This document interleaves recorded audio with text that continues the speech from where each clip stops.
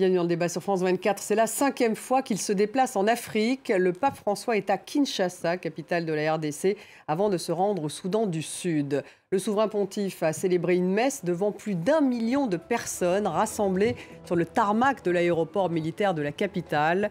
Le pape François plaide pour la réconciliation dans un pays victime de violences, en particulier à l'est, dans le Kivu, où le groupe armé M23 a ressurgi. Ces violences l'ont empêché d'ailleurs de se déplacer à Goma. C'est la première visite en tout cas d'un pape en RDC depuis Jean-Paul II il y a 37 ans. Le souverain pontife ira ensuite dans le Sud-Soudan, le plus jeune et le plus pauvre pays d'Afrique. Alors comment le pape François a-t-il été accueilli à Kinshasa, capitale du premier pays catholique d'Afrique? L'Église joue-t-elle un rôle politique en RDC et plus largement en Afrique? L'Afrique est-elle finalement l'avenir de l'Église? On en débat avec mes invités. J'ai le plaisir d'avoir à mes côtés Jean-Pierre Dozon. Bonsoir. Bonsoir. Vous êtes anthropologue, directeur d'études à l'EHESS et spécialiste des religions en Afrique. Bienvenue et merci d'être avec nous. En face de vous, Pierre Diarra. Bonsoir. Bonsoir. Vous êtes docteur en histoire des religions et anthropologie religieuse, également docteur en théologie, consultant pour le dicaster du dialogue interreligieux à Rome, auteur également de Gratuité fraternelle au cœur du dialogue. C'est aux éditions Cartala. Bienvenue à vous également. Merci. À côté de vous, Frédéric Mounier, bonsoir, Bonsoir. journaliste, auteur de Le pape qui voulait changer l'Église aux éditions de la presse au Châtelet. Vous êtes également ancien correspondant de la Croix à Rome. Bienvenue. Nous avons avec nous en direct de RDC Fred Boma. Bonsoir, vous êtes analyste politique et secrétaire exécutif à Ebutelli. Bienvenue à vous. Merci. Avant de démarrer cette discussion, je voudrais qu'on fasse un petit point en images avec Jade Lévin. Au bruit des cris et des clameurs populaires, le pape François salue la foule, acclamé avec des drapeaux et des chants traditionnels, dans une ambiance survoltée. Photographes, fidèles, militaires courent après la papamobile, entourés par un important dispositif sécuritaire. Plus d'1 million de personnes sont venues assister à une messe géante donnée par le souverain pontife au 2e jour de sa visite en République démocratique du Congo. Un déplacement qui suscite énormément d'espoir alors que les conflits armés se multiplient et s'enveniment dans l'est du pays. Pour ceux dans ce pays qui se revendiquent chrétiens mais agissent dans la violence, le Seigneur vous dit « déposez les armes ». Embrassez la miséricorde. La dernière visite d'un pape en RDC remontait à celle de Jean-Paul II en 1985.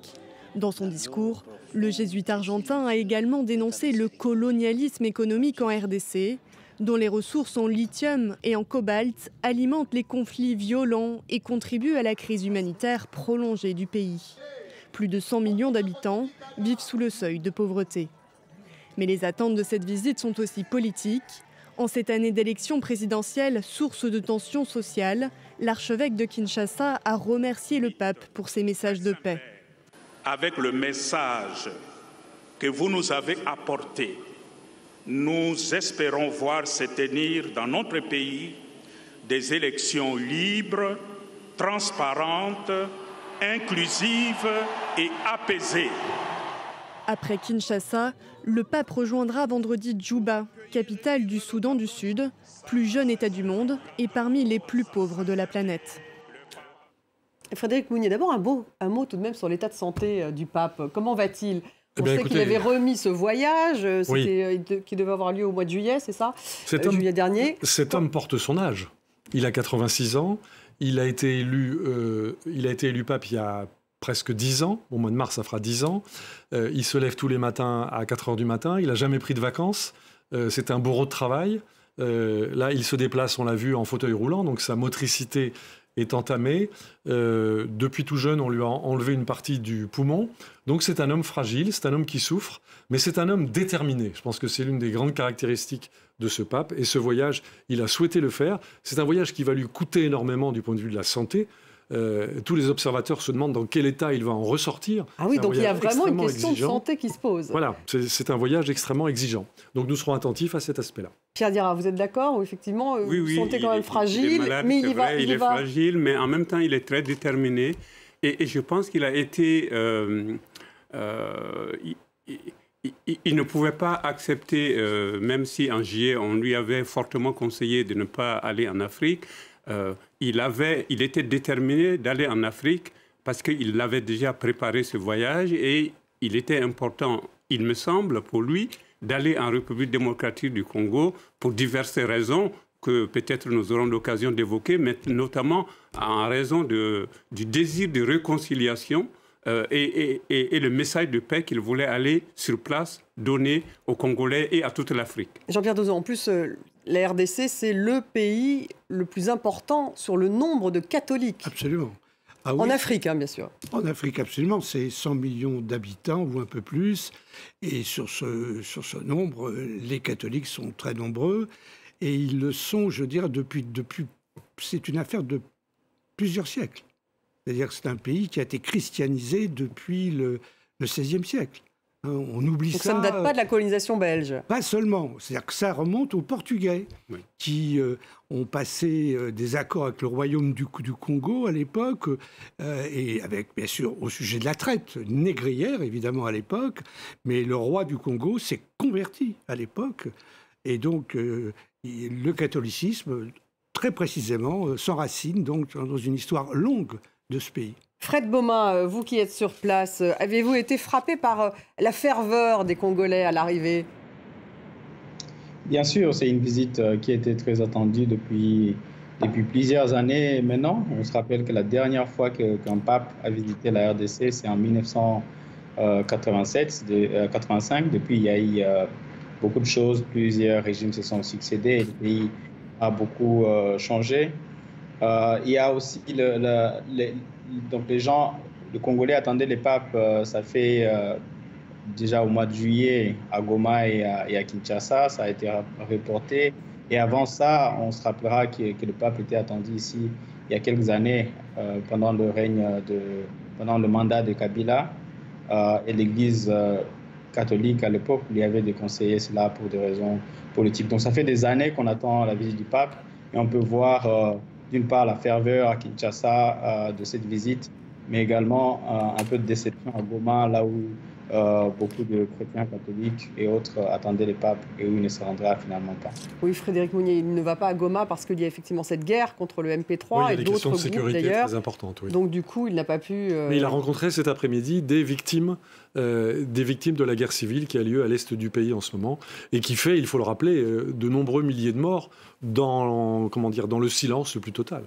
Jean-Pierre Pierre Dara, est-ce qu'il y a autant de catholiques que maintenant d'adhérents, enfin, à tout ce qui est église? Il y a une multitude d'églises, si je puis dire, en RDC, donc les pentecôtistes, les évangéliques. Est-ce que c'est eux qui aujourd'hui ont le vent en poupe? Je pense qu'il y a un phénomène religieux qui est général en Afrique et surtout au Congo. Et ceux qui se réclament du Christ sont de plus en plus nombreux et ils ne se réclament pas forcément de l'Église catholique. C'est-à-dire des disciples de Jésus-Christ, quelle que soit, on pourrait dire, leur orientation, s'engagent de diverses manières à proposer Jésus-Christ et à vivre le mieux possible de ce qui est proposé dans l'Évangile. Et donc, il y a de multiples églises ou de multiples communautés.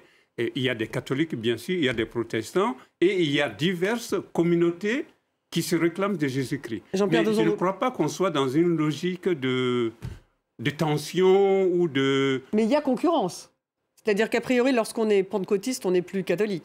Ça dépend, parce qu'il y a un certain nombre de personnes qui sont catholiques et qui, pour des raisons particulières, vont se dire, tiens, si j'allais voir le pasteur de cette église évangélique, parce que j'ai un problème à résoudre. Parce que ce qu'il y a avec les évangéliques, c'est qu'ils font des miracles, en quelque sorte. Oui. Et donc, ils se proposent, en tout cas, de faire des miracles. Et donc, quand les gens ont des problèmes familiaux, maladies, etc., il y a un pasteur là qui est juste au coin de la rue, j'y vais. Et je suis catholique. Donc, vous voyez, c'est pas exclusif. L'un de l'autre. Ceux qui se réclament du catholicisme, quand ils vont voir d'autres groupes de chrétiens qui font des miracles, comme dit Jean-Pierre, ou qui ont des préoccupations d'aide, d'entraide ou des Alors est-ce qu'ils aident préoccupations. toujours ou est-ce qu'il n'y a pas des problèmes d'arnaque, des problèmes Non, de... ils peuvent aller et revenir. En Voilà. fait, il y a un phénomène où finalement, ils ne sont pas satisfaits dans la communauté, dans l'église où ils sont, et ils vont voir ailleurs pour satisfaire un besoin particulier. Mais ils n'ont pas quitté leur église pour autant. Cela dit, il y a un phénomène assez particulier qui remonte à 20 ans à peu près, c'est les fameux théologiens de la prospérité, vous savez. Et donc ceux-là, c'est des évangéliques qui considèrent que si on est pauvre, si on est malade, c'est qu'on a un problème. Le problème, c'est qu'on n'est pas assez croyant. Ou même pire, qu'on a le diable en soi. Et donc, du coup, ces pasteurs-là attirent beaucoup de gens, parce que, après tout, je peux peut-être, en étant pauvre, devenir riche. Et donc c'est ça. Et les pasteurs font la démonstration que c'est possible, puisqu'eux-mêmes deviennent riches, grâce à la dîme que les pasteurs exigent de ces... C'est une position souvent très lucrative. Très Il faut lucrative. rappeler que le président Tshisekedi lui-même a été baptisé catholique et qu'il est devenu évangélique et qu'aujourd'hui, son gouvernement est composé de nombreux, hommes d'affaires évangéliques. Fred Alors, Baum, oui, il y a allez-y. une analyse qui a été faite par Léonard Santedi, l'actuel recteur de l'Université catholique du Congo, qui dit il faut écouter ces chrétiens qui circulent de communauté en communauté, d'église en église, et qui vont même dans les églises de prospérité, parce que peut-être il y a quelque chose qui leur manque ou que les catholiques ou même les protestants ne sont pas attentifs à leurs désirs et à leurs besoins Oui, mais là, concrets. là, vous montrez, je dirais, une espèce d'œcuménisme, comme si, effectivement... Oui, mais il y a des tout- tensions. Non, Il y c'est a une des forme tensions. de concurrence. C'est une forme Il y a une forme de Non, non, concurrence. il y a des tensions. Oui, il y a des un peu tensions, comme mais au il y a Brésil. aussi- Oui. Si vous voulez, c'est l'équivalent. Bolsonaro, il a été élu très largement par les évangéliques. Hein. Et c'est Donc, eux qui ont quand même plus le vent en poupe depuis oui. 30 ans, 40 Alors ans. c'est moins le cas en RDC, en effet, parce que l'Église catholique a un poids, je dirais, historique, qui lui fait Un véritable être poids présente sur le terrain politique Bien sur sûr. lequel on va parler. Alors justement, on y vient. Est-ce que c'était un discours politique ou pas? Le tout premier discours du pape François qui a tout de suite dénoncé le colonialisme économique, je le cite, et le poison de la cupidité. On l'écoute. Ces terres, et plus généralement tout le continent africain, continuent à subir diverses formes d'exploitation. Ce mouvement qui sort de l'inconscient de tant de cultures et de peuples, l'Afrique doit être exploitée. Et cela est terrible. L'exploitation politique a fait place à un colonialisme économique tout aussi asservissant. Ce pays et ce continent méritent d'être respectés et écoutés. Ils méritent espace et attention. Ôtez vos mains de la République démocratique du Congo. Ôtez vos mains de l'Afrique. Cessez d'étouffer l'Afrique. Elle n'est pas une mine à exploiter, ni une terre à dévaliser. Que l'Afrique soit protagoniste de son destin. Fred Bauma, vu que vous étiez sur place, c'est bien un discours politique auquel on assiste, même si effectivement le pape François a souvent eu un discours anticolonial. Là, il s'adresse à qui, à votre avis? Alors, je pense qu'il s'adresse à tout le monde à la fois. Il s'adresse aux Congolais, aux responsables politiques congolais. Il s'adresse également à un certain degré aux pays voisins et à la communauté internationale. D'ailleurs, il les cite. C'est un discours politique, c'est pas étonnant. L'Église catholique en RDC est une église très politique. Et ce n'est pas nouveau. L'Église catholique a été très active dans les luttes dans la lutte pour l'indépendance, avec la signature de le manifeste de la conscience africaine. L'Église catholique a été très active dans la lutte pour la démocratisation. On se rappelle que l'ancien cardinal et archevêque de Kinshasa, Musengo, a été président de la Conférence nationale souveraine en 91-92. Et l'Église catholique, plus récemment, a été très active dans les contestations contre le gouvernement de Kabila et encore aujourd'hui très active sur les questions électorales. Et même, on la voit de plus en plus sur des questions écologiques. Elle est très présente. On voit souvent l'évêque de Lubumbashi, par exemple, s'exprimer contre l'exploitation, différentes formes d'exploitation. Donc les discours du pape, en fait, est cohérent avec les positions maintenant anciennes de l'Église. Après, on pourrait peut-être pousser l'Église à aller plus loin et à questionner peut-être son rôle ancien dans cette même exploitation.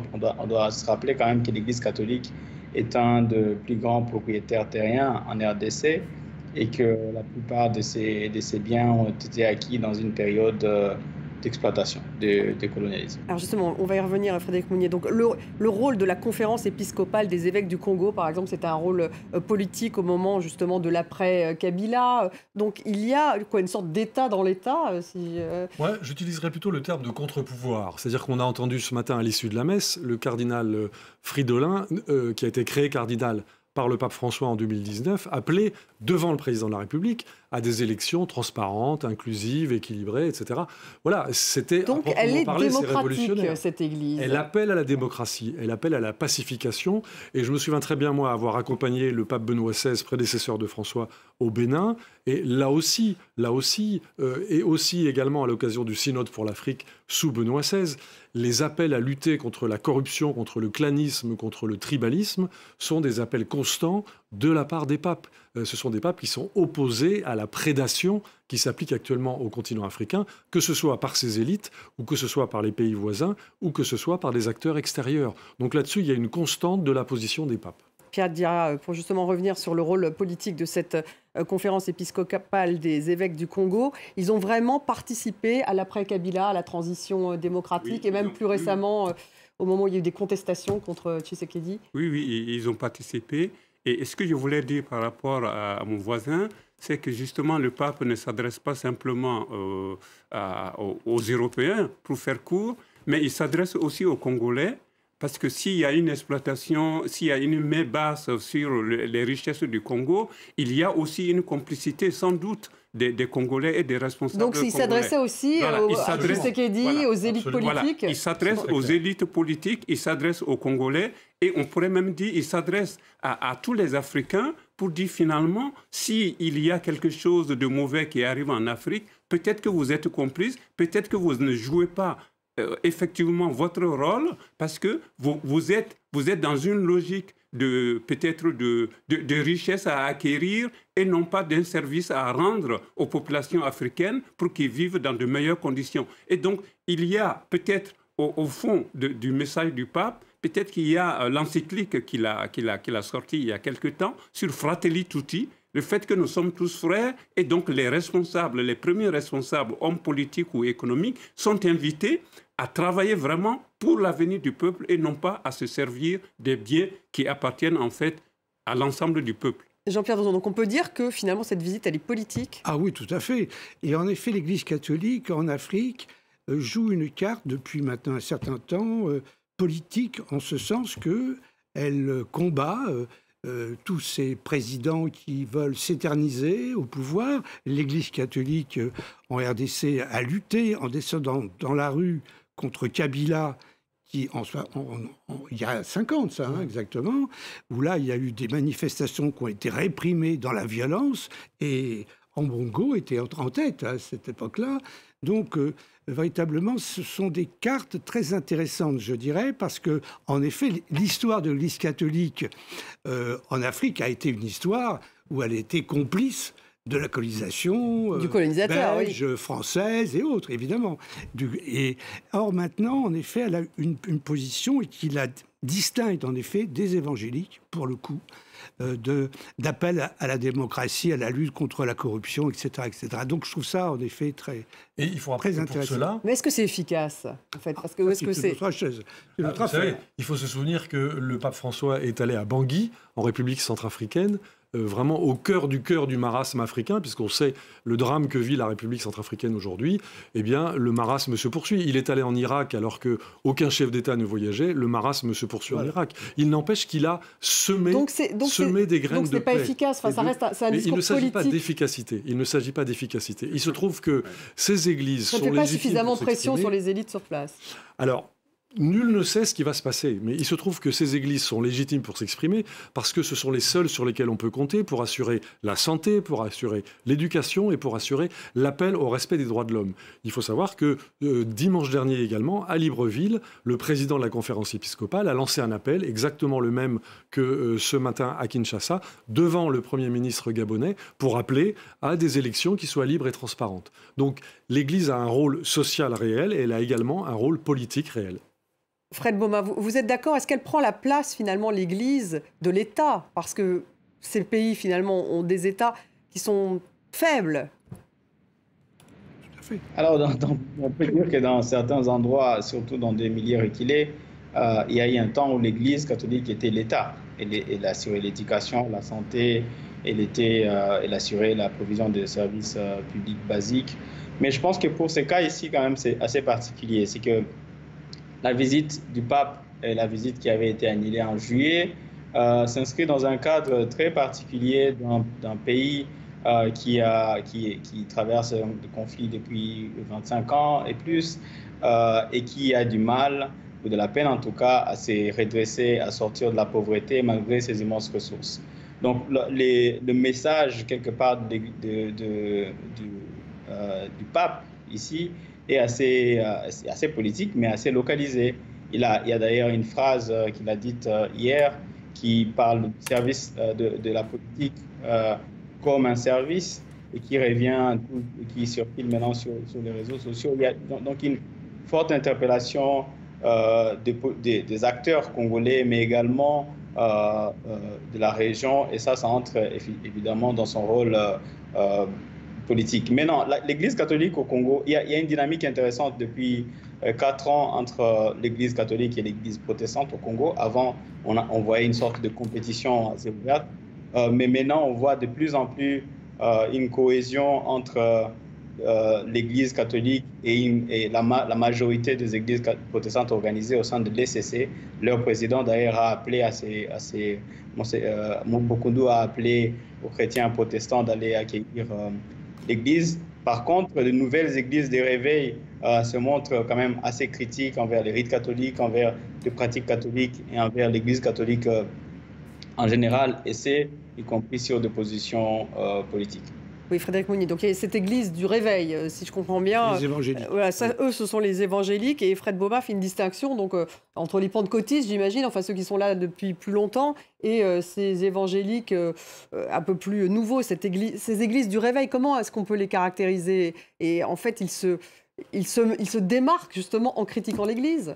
Oui, c'est-à-dire qu'il s'agit d'un mouvement à l'échelle mondiale. À l'échelle mondiale, le catholicisme est en train de glisser vers le sud. Donc nous savons tous que l'avenir de l'Église catholique, c'est au Brésil, c'est au Congo, et ce sont dans les pays du Sud. Et au sein de ces pays-là, la concurrence est très très vive entre l'Église catholique et les églises du réveil, qui font des promesses concrètes très précises, des promesses de réussite personnelle, de réussite affective. Et cela, forcément, touche des populations qui vivent des situations absolument dramatiques. Donc il y a une sorte de concurrence absolument réelle qu'il faut surveiller de très près. Et pourquoi est-ce qu'ils s'opposent à l'Église en tant que telle?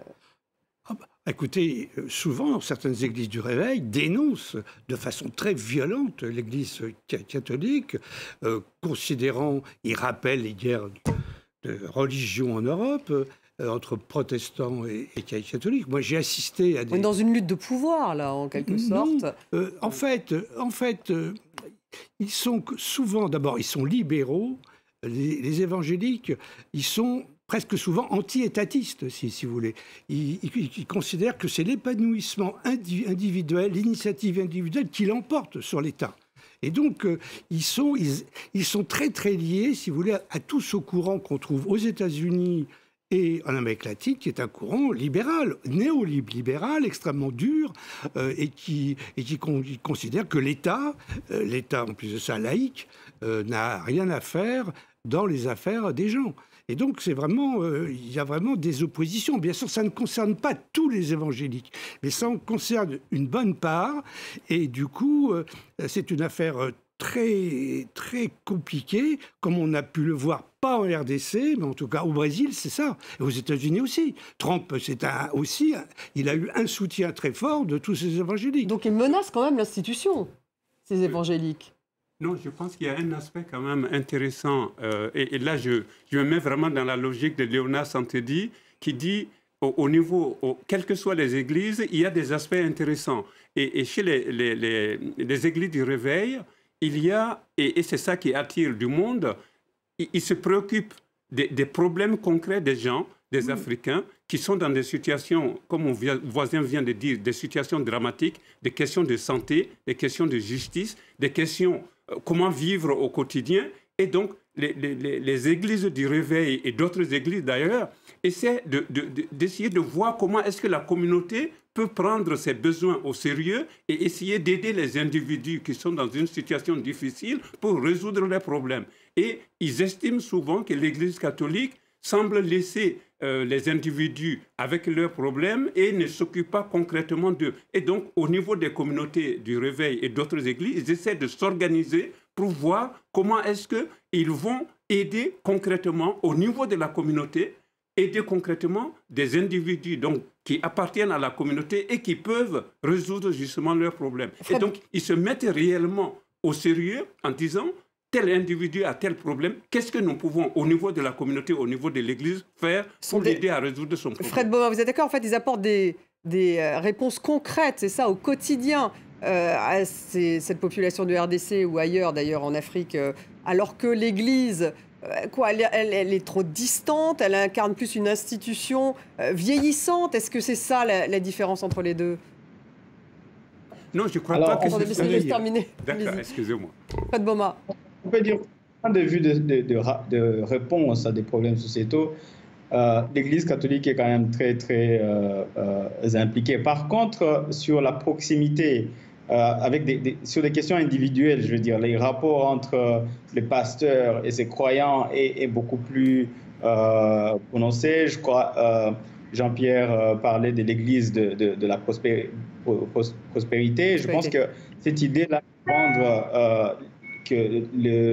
l'idée qu'en s'engageant au sein de l'Église, en priant sans cesse, on va vaincre la misère, on va vaincre la pauvreté. En fait, il y a aussi dans les églises de réveil au Congo beaucoup d'exploitation. On voit beaucoup d'églises à Kinshasa où les pasteurs deviennent immensement riches et en vendant la prospérité future à leurs croyants, alors que ces derniers restent intensement pauvres. Mais au même moment, leurs rites, leurs pratiques, leur vie quotidienne fait que le pasteur n'est pas cette personnalité éloignée de ses croyants et il peut en fait lui parler, l'écouter, il connaît sa famille, il est très accessible en fait.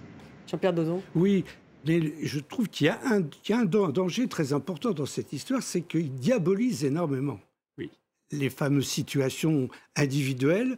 Ils organisent des camps, véritables camps d'exorcisme, comme vous le savez, où le diable sort des corps, n'est-ce pas, des individus. Mais ça veut dire que le monde, en permanence, est gagné par le diable. Et donc ça crée quand même une ambiance de conflictualité et délétère, quand même très inquiétante, si vous voulez. Donc c'est ça que je trouve très embêtant, et sans doute que l'Église catholique, qui a des exorcistes, elle aussi, elle a une tradition d'exorcisme, est très à distance de toute cette histoire, parce que là, on a des scènes de diabolisation, ça veut dire, et même des enfants qui sont sorciers, et qu'on va considérer comme dangereux parce que sorciers, et qu'on va jeter à la rue, en quelque sorte. Il y a eu des enquêtes sur les enfants sorciers Kinshasa.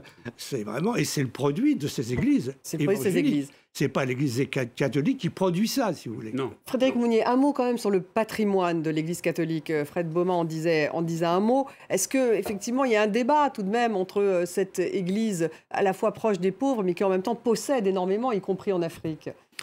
Oui, écoutez, je pense qu'il ne faut pas transférer des débats qui sont propres à l'Europe occidentale à ce qui peut se passer en Afrique. De fait, l'Église bénéficie de propriétés. Je crois qu'elle en fait profiter beaucoup de monde. Elle bénéficie, elle possède des écoles, elle possède des hôpitaux. C'est vrai dans tous les pays d'Afrique anciennement sous colonisation française, belge ou britannique. Et voilà, elle rend un service. Je pense que c'est ça qu'il faut souligner. Alors il n'empêche qu'il y a d'autres ombres qui planent sur l'Église catholique en Afrique, on pourra peut-être en parler, mais c'est peut-être pas forcément... Lesquelles Bon, écoutez, il faut se souvenir que là, on va parler du Rwanda, parce que c'est le Rwanda qui est l'agresseur à l'est du Congo. Les catholiques rwandais se sont massacrés entre eux, certains au nom du Christ.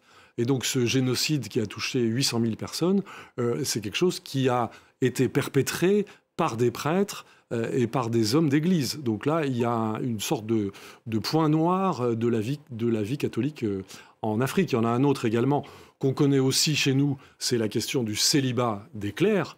Je rappelle simplement qu'en France, on évalue à plusieurs milliers le nombre d'enfants de prêtres. La question est également réelle en Afrique. La question du célibat est une question qui se pose de façon réelle et sérieuse en Afrique également. Et le pape le sait très bien. Le pape François, qui se rend d'ailleurs demain à Djouba, capitale du Soudan du Sud, où la population l'attend là aussi avec impatience, vous allez le voir. C'est le plus jeune État du monde, mais aussi le plus pauvre de la planète. Le Soudan du Sud, il a été créé en 2011. Je vous propose d'écouter quelques réactions à Djouba. Nous voulons que le Sud-Soudan soit béni et que la paix règne partout. Nous avons beaucoup souffert. Maintenant, nous voulons profiter de la paix. Bien sûr, la venue du pape est une grande opportunité pour nous au Soudan du Sud, pour la stabilité et la réconciliation. Nous espérons que la venue du pape apportera l'unité et la paix dans notre pays. Nous devons être là pour pouvoir entendre les bonnes nouvelles et vous savez, pour pouvoir dire aux gens à l'extérieur qu'il est important pour nous, qu'il est temps de faire la paix. Nous n'avons plus besoin de nous battre, nous nous sommes assez battus et nous devons apporter la paix à notre peuple. Alors on peut dire que le Soudan du Sud, c'est un pays qui tient à cœur le pape François. On va revoir ces images de 2019 quand justement il s'était agenouillé devant Salva Kiir, qui est devenu le président, et le chef rebelle Riek Machar, lui qui est devenu le vice-président juste avant la création de cet État. Il les avait priés de s'entendre. On va voir ces images parce qu'elles sont assez marquantes. Elles expliquent peut-être justement cet engagement du pape François, là pour le coup, pour la paix. Là, vraiment, il s'est agenouillé devant eux pour leur demander de s'entendre et de créer cet État, Pierre Diarra. Oui, je pense que le pape est vraiment dans une logique de recherche de dialogue et de paix. Le dialogue est très important pour le pape. Ce n'est pas simplement au niveau des croyants, c'est aussi au niveau de tous les hommes, tous les êtres vivants dans le monde. Et bien sûr, entre les politiques, il faut qu'il y ait un dialogue pour qu'on puisse s'acheminer réellement vers la paix, pour pouvoir construire quelque chose ensemble. Mais est-ce qu'il est très différent de son prédécesseur lorsqu'on le voit ainsi, Jean-Pierre Dozon? Le pape? Oui, de le voir s'agenouiller, Je ne pourrais pas dire véritablement. Je crois que le geste, oui. Le geste est quand même...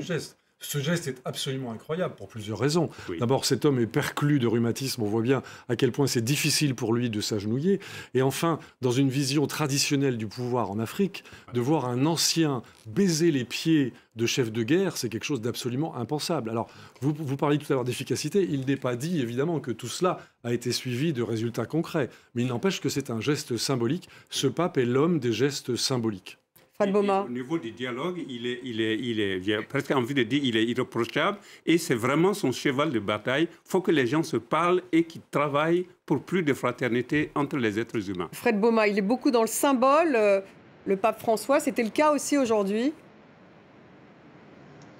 Il est beaucoup dans le symbole et évidemment, mais là où je pense que j'ai quand même un peu d'espoir sur ses actions, c'est que derrière le pape, il y a quand même une institution, en tout cas pour ce qui concerne le Congo, derrière le pape, il y a une institution qui est les plus influente et plus ancrée dans la société. Donc j'espère que, et beaucoup de gens espèrent ici que le pape cette visite pourrait donner du tonus à l'action de l'Église catholique congolaise et faire en sorte qu'on puisse pas aller des symboles à des actions réellement pour la paix, parce que la question de la paix concerne le Sud-Soudan, mais ça concerne également le Congo qui a connu la guerre et les conflits depuis maintenant plus de 2 décennies. Plus de 2 décennies, puis en particulier dans l'Est, puisqu'il n'a pas pu aller à Goma parce qu'il y a toujours cette guerre donc avec les rebelles du M23. Fred Bauma, mais quand vous dites ça, c'est que vous pensez qu'il peut effectivement jouer un rôle, y compris pour la paix en RDC, dans l'Est du pays, par exemple? Je pense qu'il le pourrait. sa voix est très attendue au Congo comme ailleurs. J'ai vu des évêques du Rwanda et de pays voisins qui sont venus pour cette visite. Donc, il peut au moins parler à des masses et aux élites dans les différents pays.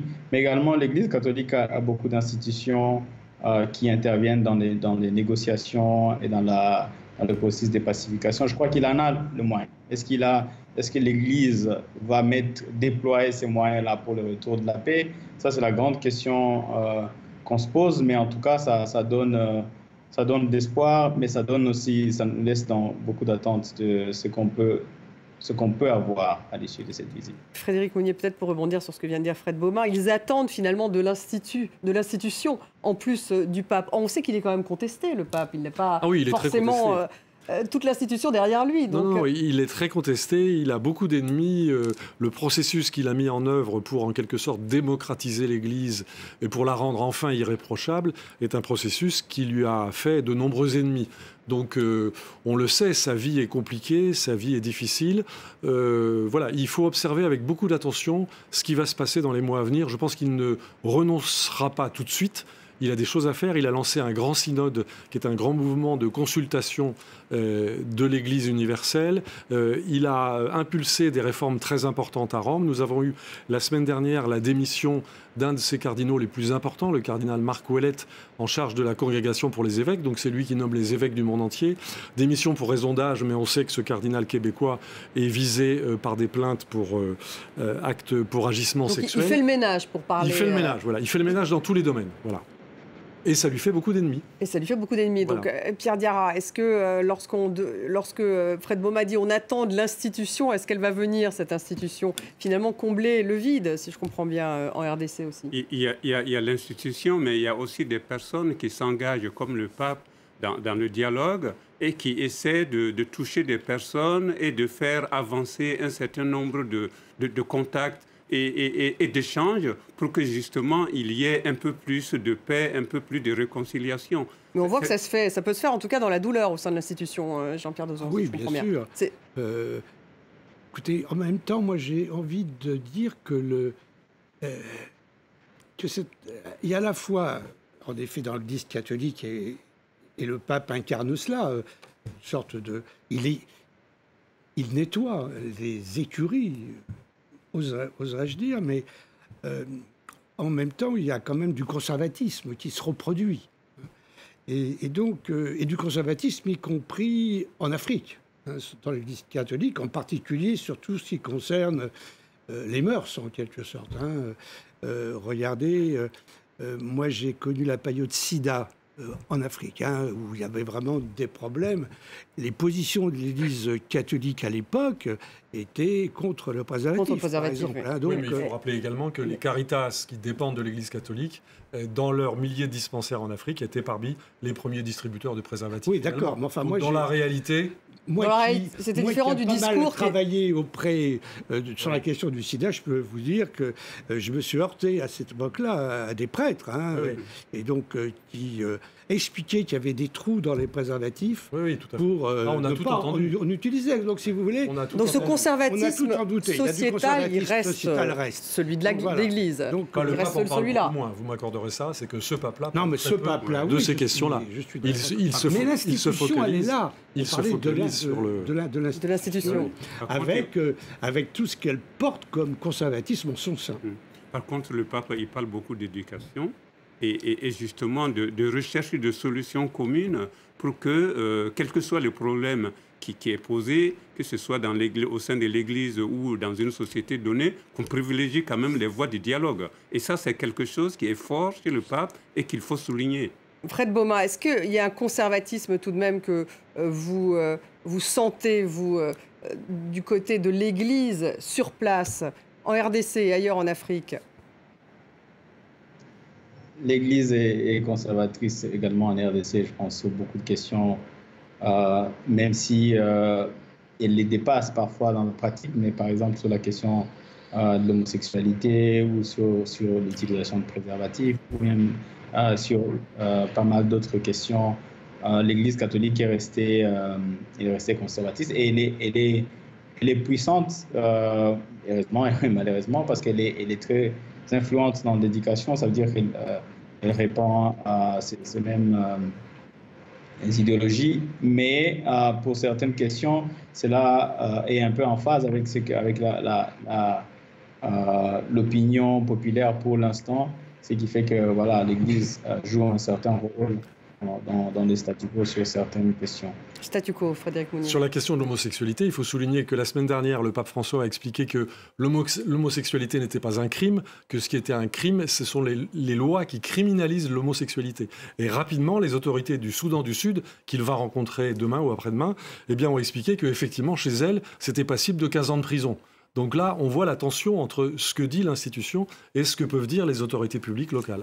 Qu'est-ce qui va se passer justement au Soudan du Sud Nous verrons. Écoutez, c'est un pays qui à peine est sorti de la guerre civile.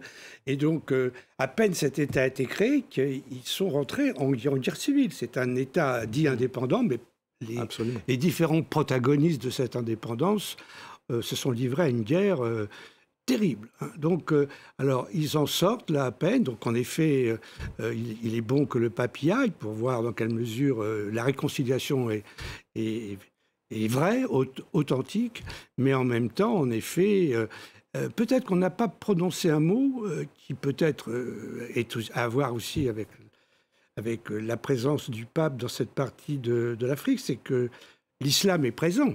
Le Soudan du Nord voilà, donc on est dans au Congo aussi, du reste. Et au Togo aussi. On est aussi dans un continent où l'islam est de plus en plus présent. Il gagne du terrain, si vous voulez. Il gagne du terrain. Mais bien sûr, dans tous les pays. Alors qu'on a parlé des évangéliques. Oui, absolument. Y compris dans tous les pays où c'était uniquement chrétien et païen, ou en tout cas animiste, comme on disait. Oui. Mais maintenant, dans tous les pays de la côte, donc, dont le RDC, mais la Côte d'Ivoire, le Togo, le Bénin, etc., l'islam gagne du terrain. Donc on est aussi dans cette histoire où l'Église catholique se renforce ses positions par rapport à un islam qui... C'est pas un islam forcément islamiste qui gagne du terrain, mais l'islam gagne du terrain et l'islamisme aussi, voilà, en même temps. Et donc le souhait du pape, c'est de renforcer le dialogue avec les islams, du moins avec les parties des islams avec lesquelles on peut dialoguer. On se souvient de sa rencontre aux Émirats arabes unis, de sa rencontre en Égypte avec le grand imam de Al-Azhar, ou au Maroc également. Ceci ne lui vaut pas que des amis également. Il y a un certain nombre de catholiques qui reprochent au pape de vouloir à tout prix dialoguer avec les islams parce que ces catholiques sont eux-mêmes victimes de certaines branches de l'islam. Donc on voit l'extraordinaire complexité de ce dossier. Fred Boma, vous pouvez rebondir peut-être ? Alors oui, donc l'islam n'est pas l'église la plus influente en RDC. Il y a, je pense, moins de 10% des musulmans. Je pense que la grande menace, comme on le disait au départ, en tout cas pour ce qui concerne la RDC, c'est plutôt les églises de réveil et les dialogues qui doivent être promis par le pape avec ses autres religions, mais également avec d'autres religions comme les kimbanguistes et d'autres sources de foi. L'église kimbanguiste. Kimbanguiste. C'est une église locale qui a une histoire longue, elle aussi, et qui a une présence... disons à Kinshasa en particulier, très forte. Elle a une sorte de ville dans la ville, et qui fait que le patron, le petit-fils du créateur, du Simon Kimbangu, est aujourd'hui un homme très puissant aussi et très influent. Un prédicateur, on peut dire. Oui, c'est ça. C'est une église indépendante et qui s'organise à l'intérieur de l'Afrique, du Congo en l'occurrence, et qui a des aspects très enracinés dans la culture congolaise. Donc qui est puissante aussi. Ouais. Donc il y a bien une concurrence, en tout cas, entre toutes ces églises.